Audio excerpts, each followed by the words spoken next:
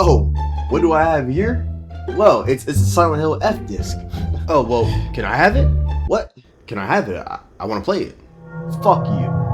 What? So, for whatever godforsaken reason, PlayStation decided that they wanted to get rid of physical discs starting in 2028. There's a caveat to that. Any game that was technically created before 2028, the disc for those games will still be made, but any game created going forward from 2028, the disc will be gone. There's no disc. And this is a weird thing because I feel like the way PS5 and the Series X were going when they first dropped, everybody loved it. It was like a new generation of console gaming. Everybody was so hyped. Like, these are some phenomenal consoles. Then y'all go and do bullshit like this. I really don't understand the reason for even getting rid of disc is. Like, okay, so if you read what Sony says, like, a big thing for them is that this is a natural direction for Sony Interactive Entertainment to adapt to consumer trends as a general preference for digital media significantly outpaces physical discs, said Sid Schumann, Senior Director, SIE Content Communications, on the PS blog. This transition will enable us to align more closely with how most of our community prefers to access and play games today. They also state here that sales of physical software accounted for just 3% of PlayStation sales in 2024, according to Sony's 2025 corporate report. But like, why? Like, albeit you read here, it's only 3% of their total sales. That's fair. But what about the people that still want to buy physical disc? I don't see any harm in still making physical discs. Like, me personally, while I do buy some games digitally, like if I turn on my PS5 right now, you'll find some games digitally. Most of those games were created pretty much digital first. Apex Legends, when that first came out in what, when did that shit come out? Whatever, irrelevant. But when that first came out, it was mainly digital only. Fortnite, when I first discovered it, it was mainly a digital game, right? I'm not gonna go buy a game. I'm not gonna pay for a game that's free on the store. That makes no sense. So things like that, like you'll find games like that. Rocket League I have that free on PlayStation. Rainbow Six Siege, I had bought on PlayStation, but it was heavily discounted for it was some reason why it was super discounted. But you'll find things like that. But any other game that's not like a PS Plus exclusive for free, I get physical. These are all the physical games that I have right now. And this doesn't include the ones that I have at my mom's house and stuff like that. And you can see two PS4 ones down here too. But you have Silent Hill F, you have BO7, Payday 3, really good game actually, underrated. Dying Light 2, phenomenal game. Modern Warfare 3, Modern Warfare 2, Lies of P, phenomenal game. Grand Theft Auto 5 PS4 version, and then Elden Ring PS4 version. Like, people still buy physical games. I'm a person that I would prefer to go out and buy physical games. Because, me growing up, all we did was buy physical games. I remember back in the day, my dad would have this like tower to put like your games in like this and stuff to hold them. And I remember at one point we had so many physical games that like it was we ran out of room on it almost, because we had both systems and we had the tower full of just game discs.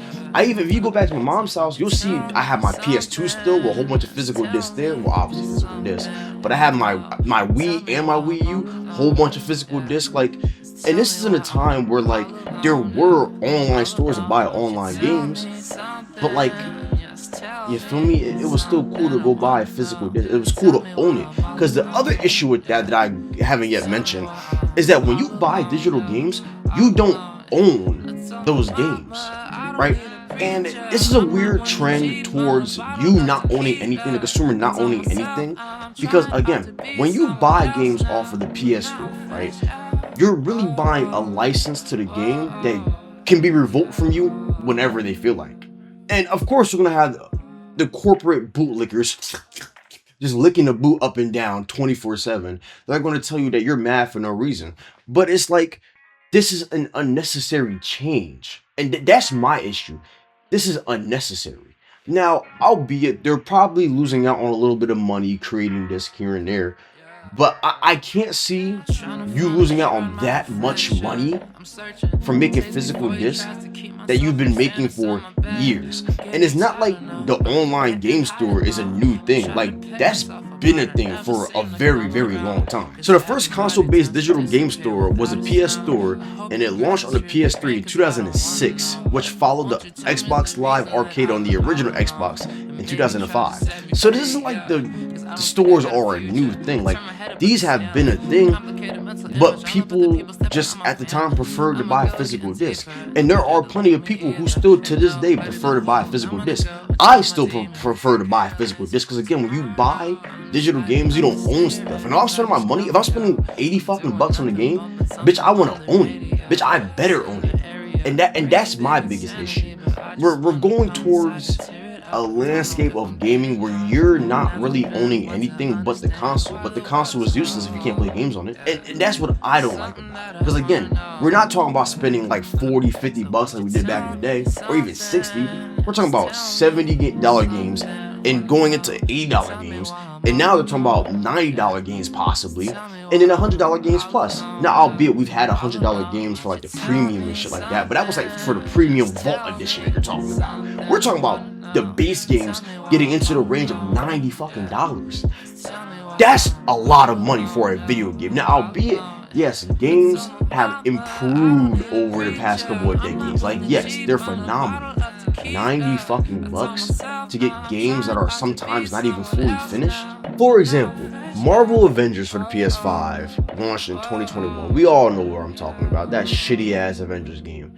That shit released at 60 bucks. That was 60 bucks. You want me to pay 60 bucks for a piece of shit? I can go take a shit, and I'd rather spend more money looking at that than playing fucking Avengers on a PS5 in 2021. Shit was terrible. And it's like, we're going further than that with game developers still just doing stupid shit. Don't get me started on what Bungie has done recently. That's a whole different video. But none of this makes sense. It's unnecessary. And again, like, we are going towards a landscape, like I said, of not owning stuff. I can pick up Elden Ring. This is mine. You cannot take this from me. This is mine. I spent money. I open it up. This that is mine. Don't mind it not being happy. But this that is mine, and that's how I like it. Because, again, when you're spending money on things, you should be able to own it. You should have the right to own it. I know Sony had gotten sued, and I want to say, I think Texas or California, one of them states, I think, and because it was for that reason where you're really not buying and owning it, you're just buying a license for it. And while I don't know the outcome I don't know what the verdict was for that case, I feel like it wasn't really wrong for them to sue because, again, I'm going to keep reiterating the same point. You should have the right to own what you're spending money on. And again, we're dropping a lot of money at this point. We're moving away from the $60 games. Like, we're spending $80, $90. I'm not going to be surprised if by like 2029, 2030, we're going to be spending $100 on base games. Which, again, I get games have improved. But fucking Cyberpunk 2077, that was what, a $70 game on release? And the shit was ass upon release. We had to wait for a year or two for it to be, like, good. Now, I personally haven't played it. I refused to because I hadn't heard anything good about it. But that's my point, why would I spend that much money on a game when it's not even finished or polished? Y'all are demanding money for things that don't deserve that price jump. If y'all would have released it finished, and in like a better state, I could understand that. 70 bucks for a game that was unpolished? GTA 6 is reported to be around 80 bucks. Well, 80 bucks, right? With the Ultimate Edition, it said, I think, being 100 bucks. Yeah, Ultimate Edition being 100 bucks. For how long that game was in development, and for what I would pray and hope for it being in development that long, is going to be like an insane experience, right? It being 80 bucks, that kind of does make sense. Fucking Black Ops 7, that piece of shit horrific game, fucking atrocious game. It's like if I took a pea and shit and took a pea and shit and pushed them together to make an ultimate pea and shit, that would be Black Ops 7. That game fucking sucks. I hate it with a passion. I'm sorry. I'm getting off track.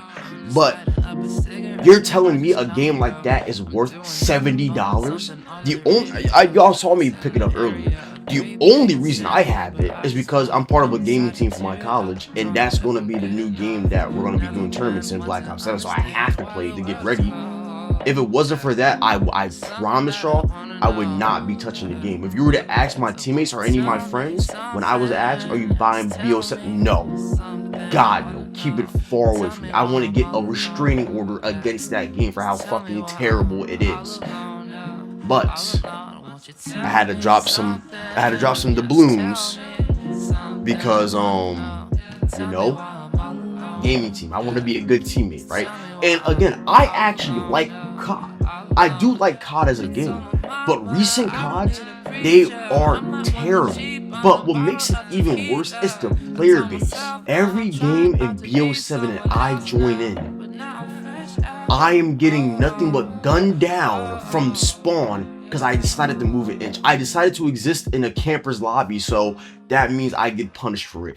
I'm getting off track. That's a whole different debate. Fuck that game. But all that to say, this is a terrible way to go. I feel like getting rid of physical disc, getting rid of the ability to really own your games is a terrible direction. Because again, we're spending real money and a lot of it on these video games. We should have the right to own them. And unfortunately, Sony thinks that you don't have any rights at all. This also comes after GTA 6 was reported to not have a physical disc. They're going to give you a fucking code, so you're going to spend $80 for a digital code. But that also just doesn't make sense, because then at that point, why not just buy it on the digital store? You see how this is so asinine? We're going to have you go out and buy a physical disc to give you a little like coupon voucher code to then put it into your console where you could have already just bought it online regardless. It's like they're edging you and teasing you and saying, haha, look what you could have had, bitch.